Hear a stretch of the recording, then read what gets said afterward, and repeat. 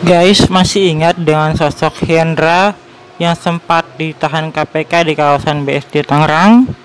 Nah, oke, kita simak berita lanjutannya.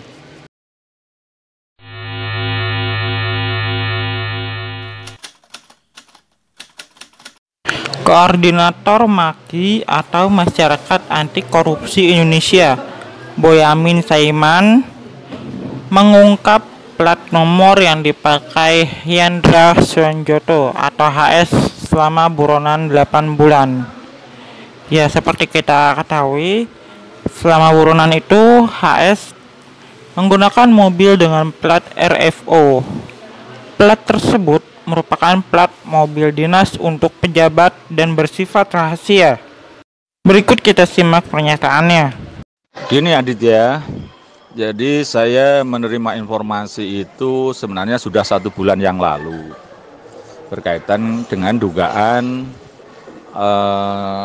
HS mengendarai plat nomor dengan belakangnya RFO. Dan itu saya rangkai dari 2 informasi terkait dengan Tin Zuraida pernah jadi staf ahli di Kemenpan RB. Dan juga kemudian ada mantan pejabat tinggi sekelas menteri di zaman ya inilah presiden sebelumnya lah gitu.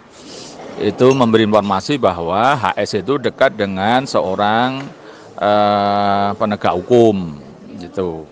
Jadi maka informasi berkaitan dengan keberadaan HS memakai kendaraan dengan plat RFO itu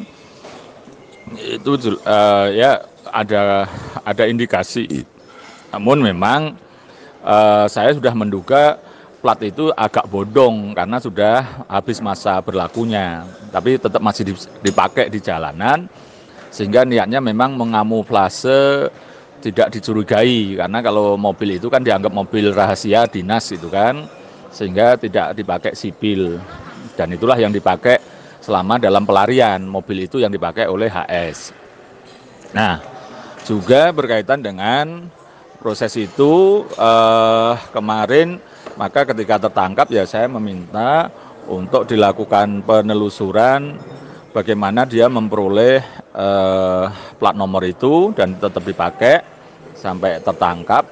Dan kemudian juga berkaitan dengan kedekatan dia dengan beberapa orang yang itu diduga membantu proses pelariannya. Dan untuk itu maka KPK harus mengenakan pasal 21 Undang-Undang KPK tentang Undang-Undang Pemberantasan Korupsi berkait dengan menghalangi penyidikan.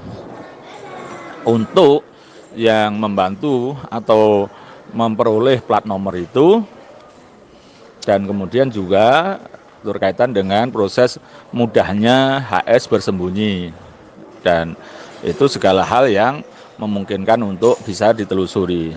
Selanjutnya adalah KPK harus menelusuri seluruh proses hukum yang pernah berkaitan dengan HS. Jadi selain kaitannya dengan sengketa-sengketa, ada juga sengketa dengan seseorang berkaitan dengan saham. Bagaimana dia bisa memperoleh saham itu yang diduga dengan proses hukum yang kemudian seperti menakuti pihak lawannya dia, sehingga lawannya itu kemudian terpaksa menyerahkan sahamnya kepada HS. Itu perlu ditelusuri KPK 3 itu.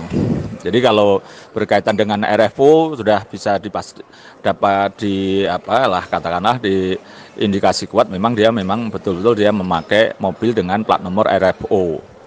Dan itu saya menduga itu sebenarnya ya antara asli atau palsu atau bodong gitu. Plat nomornya bisa jadi asli tapi sudah sebenarnya habis masa berlakunya. Tapi namun itu dipakai untuk mengelabui dari pengejaran. Dan mestinya KPK juga menyita mobil itu sebagai barang bukti biar dirampas oleh negara nantinya. Masih. Lalu Boyamin juga memberikan pernyataan terkait Harun Masiku setelah tertangkapnya Hendra Sonjoto. KPK harus menemukan Harun Masiku baik dalam keadaan hidup maupun meninggal dunia. Aku konsisten dan yakin HM sudah meninggal, katanya. Berikut pernyataan selengkapnya. Masyarakat lebih menunggu KPK mampu menangkap Harun Masiku karena aroma dimensi politiknya lebih kental dalam kasus Harun Masiku daripada kasusnya Hendra Sunyoto. Namun di sisi lain saya tetap meyakini Harun Masiku sudah meninggal. Jadi KPK tugasnya tetap memastikan itu, harus mampu menemukan Harun Masiku baik dalam keadaan hidup maupun sudah meninggal. Dan nanti kalau itu ditemukan meninggal, harus ditelusuri dan dilacak apa penyebabnya Harun Masiku meninggal. Itu yang justru lebih urgen. Karena apapun ini jika sudah meninggal kasusnya memang untuk Harun Masiku kan harus ditutup kan gitu kan. Tapi ya harus didalami apa penyebab meninggalnya. Gitu kan. Kalau tidak wajar nanti juga harus didalami dan juga ditindaklanjuti apa penyebab tidak wajarnya. Dan jika ada yang katakanlah proses meninggalnya Harun Masiku itu ada yang menghendaki apa juga didalami siapa-siapa yang pihak-pihak yang diuntungkan dengan meninggalnya Harun Masiku. Ini semata-mata karena hanya keyakinanku loh ya, karena sampai sekarang tidak ada sesuatu yang menjadi pertanda kalau Harun Masiku masih hidup. Nah itulah, namun apapun masyarakat menunggu proses KPK mampu menemukan dan menangkap jika masih hidup Harun Masiku. Dan ini sebagai bentuk perbaikan kinerja dari KPK. Karena apa? Kalau Nur Hadi sama Hendra Sunyoto ini kan produk KPK periode sebelumnya.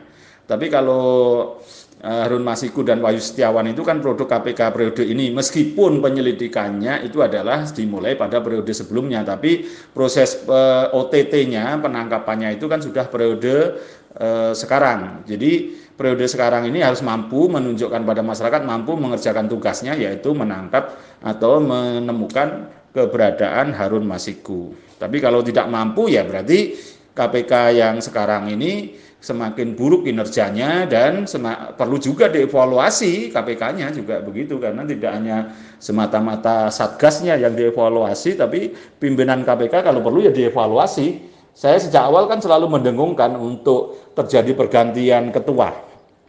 Nah, kalau nanti perlu Dewan Pengawas juga terhadap kinerja yang buruk itu bisa dijadi rolling, itu bahwa ketua KPK digeser jadi wakil ketua, dan dari wakil ketua salah satu dari 4 itu jadi ketua KPK. Untuk meningkatkan kinerja dari KPK salah satu bentuknya adalah mampu menemukan keberadaan Harun Masiku hidup atau mati. Masih ya.